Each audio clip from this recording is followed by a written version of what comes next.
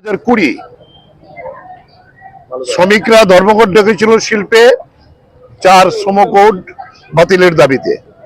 ঠিক একই দিনে কৃষকরাও সেখানে দিল্লি চলো অভিযান ডাক দিয়েছিল, গ্রামীণ ভারত বন্ধের ডাক দিয়েছিল।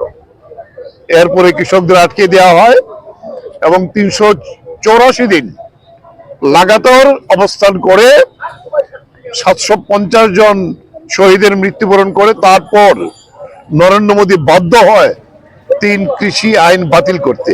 কিন্তু এরপরেও আমাদের এই দাবিগুলি রয়েছে।